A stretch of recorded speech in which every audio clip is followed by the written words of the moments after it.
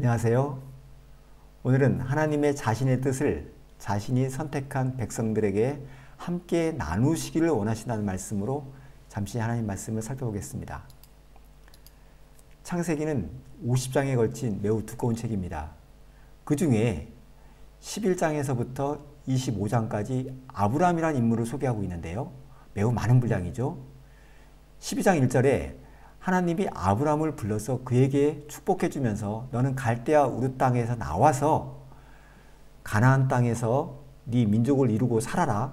거기서 축복해 주고 너를 큰 민족을 이루게 하겠다.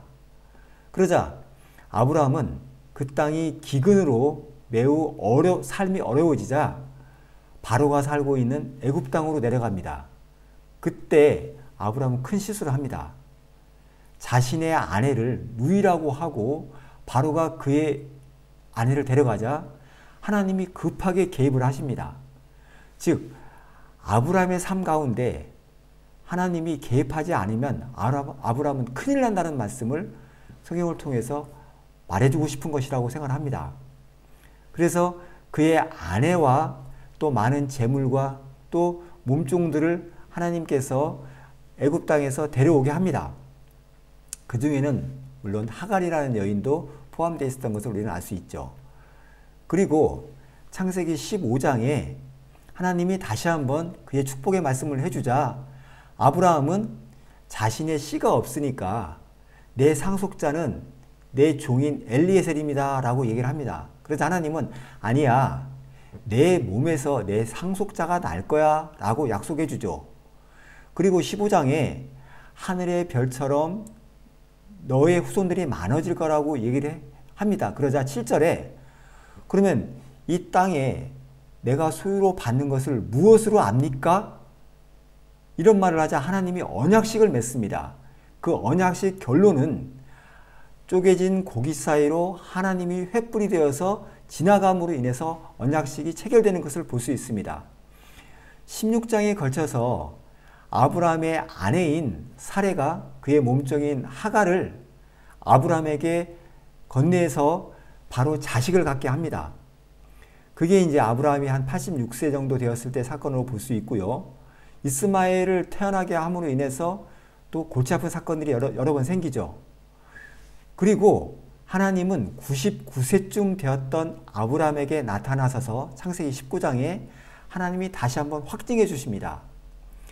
이제 이스마엘도 아니고 99세 네 몸으로는 도저히 자식을 낳을 수 없지만 하나님이 자식을 갖게 할 것이라는 약속을 해주고 큰 민족을 이루겠다고 내년에 100세가 되었을 때 자식을 갖게 할 거야 라는 사건이 바로 99세 때 19장에 걸쳐 일어납니다. 그런데 20장에 또 실수를 합니다. 그의 아내 2절 보시죠. 그의 아내 사라를 자기 누이라 하였으므로 그랄 왕 아비멜렉이 사람을 보내어 사라를 데려갔더니 이미 아브라함이란 이름도 바뀌었고요. 사레를 사라란 이름까지 바뀌었는데도 불구하고 아비멜렉 왕에게 사라를 빼앗기는 어처구니 없는 사건이 또 일어납니다. 그러자 하나님이 또다시 개입하죠. 이러한 사건을 봤을 때 아브라함은 우리에게 어떠한 정말 성도로서 큰 교훈을 주는 인물이라고는 볼 수 없습니다. 그냥 실수하고 넘어지고 자빠지고 그런 인물로서 성경은 소개하고 있는 거죠. 또 아브라함이 그의 아내가 죽습니다. 그러자 아브라함은 또 후처를 맞이해서 그두라는 여인을 통해서 자신 6명을 또 낳습니다.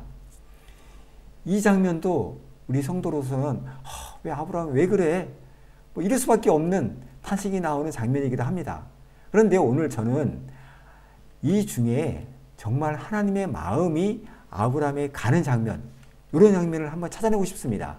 그 장면이 18장 17절인데요. 여호와께서 이르시되 내가 하려는 것을 아브라함에게 숨기겠느냐? 무슨 말씀이냐? 이런 말씀인 거죠. 내가 어떠한 사건을 지금 하고 싶은데 아브라함에게 알려주고 싶다. 아브라함과 함께 나누고 싶다. 이런 말씀으로 이 말씀을 이해할 수 있습니다. 이 말씀 바로 뒤에는 소돔과 고모라 성이 멸망시키는 사건이 나옵니다. 그러자 아브라함은 대제사장 같은 그런 역할을 합니다. 바로 소돔과 고모라 성이라는 이방을 통해서 죄악 투성인 그 성을 통해서 기도합니다. 하나님, 그 중에 의인 50명만 있으면 그 성을 좀 멸하지 말아 주십시오. 또 45명만, 40명만, 30명만, 20명만, 10명만 있어도 그 성을 멸하지 말아 주십시오라고 내 이방을 위해서 기도하는 그런 모습이 아브라함을 통해서 드러납니다. 우리 성도 모습이 바로 저 죽어가는 이 땅에 죽어가는 이 백성들 위해서 하나님 제발 용서해 주십시오 라는 기도를 드리는 우리 성도들의 모습이 아닌가도 생각해 봅니다. 그리고 또한 멋진 장면이 나오죠. 22장에 이삭이 열 몇 살쯤 됐을 때 하나님이 아브라함을 시험하려고 그를 부르시되 아브라함아 하시니 내가 여기 있나이다. 아들 이삭을 데리고 모리아 땅으로 가서 거기서 번제를 좀 드려. 하나님의 정말 무서운 명령이 떨어집니다. 아브라함은 순종하는 모습을 보여줍니다. 그러자 칼을 들어서 제물을 치려고 하는 바로 그 아들이 제물이 된 거죠. 그럴 때 하나님이 급하게 아브라함아 아브라함아 이제 알았다. 그리고 바로 양을 준비해서 그 양을 가져다가 아들 대신해서 번제로 드리는 사건을 아브라함에게 보여줍니다. 바로 우리는 이 사건을 통해서 하나님이 성령께서 주시는 우리의 믿음의 고백, 즉 그 어린 양은 예수 그리스도고 우리가 죽어야 되는 자들이었는데 하나님이 대신 그 아들을 보내서 자신이 대신 죽어주심으로 우리의 모든 죄를 대속해 주셨다. 그게 바로 아브라함이 이 사건을 믿음으로 통해서 하나님의 의를 깨닫는 그런 사건인 것을 우리는 알 수 있습니다. 물론 이런 말씀은 기록을 통해서 우리가 이스라엘 백성에게 전해졌지만 많은 자들은 이 말씀을 정확하게 이해하지 못합니다. 즉 예수님은 이 말씀을 가지고 있었던 이스라엘 백성들에 의해서 죽임을 당하시죠. 그리고 제자들조차도 이 말씀을 정확하게 깨닫지 못했지만 성령이 임했을 때 하나님의 영, 예수의 영이 이 말씀을 완전히 이해하게 되는 그러한 사건을 통해서 우리는 이 창세기의 말씀을 이해할 수 있는 자로서 설 수 있는 그러한 은혜를 얻습니다. 바로 성령께서 이 말씀을 이해할 수 있도록 도와주셔서 우리는 창세기 12장에서부터 22장까지 이 말씀을 이해할 수 있는 자가 됐고요. 이 이해한 것을 통해서 바로 하나님의 의가 나의 의가 되어서 하나님의 믿음이 내 믿음이 되는 것을 우리가 고백할 수 있는 자가 되었다. 그렇게 고백할 수 있는 거죠. 아브라함, 물론 성경에 우리 믿음의 조상이라고 막 말을 하니까 굉장히 훌륭한 인물로 이해됩니다. 그러나 우리가 성경을 자세히 살펴보면 하나님의 도우심이 없었으면 그는 위대한 자가 될 수 없었습니다. 모든 것이 다 하나님이 하신 겁니다.